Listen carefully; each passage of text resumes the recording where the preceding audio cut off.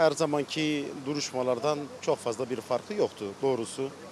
Bizim konuyla alakalı gözlemlerimiz ve taleplerimiz ortada.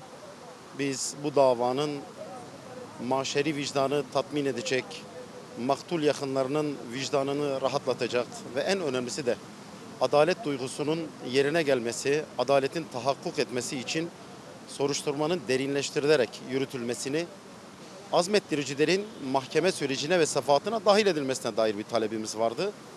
Bu gerçekleşmediği müddetçe de adalet duygusunun yerine gelmeyeceğine inanıyoruz.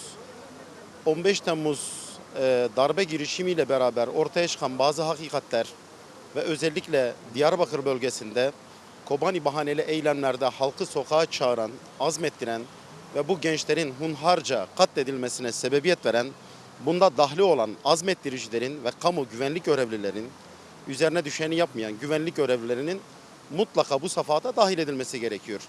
İşin hakikatinde o dönem orada görev alan polis şeflerinin, güvenlik birimlerinin derdest edildiklerini, darbe teşebbüsü kapsamında gözaltına alındıklarını görüyoruz. Bu aslında fazla söze hacet bırakmamaktadır.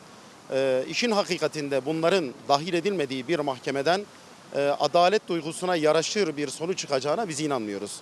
Onun için ben bu vesileyle bu 7. duruşmanın da diğer duruşmalardan çok fazla bir farkı olmadığını, usul ve esas arasında geçen bazı tartışmalardan ibaret olduğunu, bu anlamıyla devam ederse bir tiyatrodan ibaret olacağını özellikle ifade etmek isterim. Tekrardan ifade etmek istiyorum. Türkiye'de eşine az rastlanır bir davada böylesine ciddiyetsiz bir tutum içerisinde bulunmasını doğru bulmadığımızı, bir daha böyle vahşice ve hunharca, canavarca hislerle insanların öldürülmesinin önünde engel teşkil edilmesi isteniyorsa, devletin bütün kurumlarıyla ve kuruluşlarıyla davanın seyrini değiştirecek, maşeri vicdanı tatmin edecek, adalet duygusunun tahakkuk etmesine vesile olacak bir tutum içerisine girmesi gerekiyor.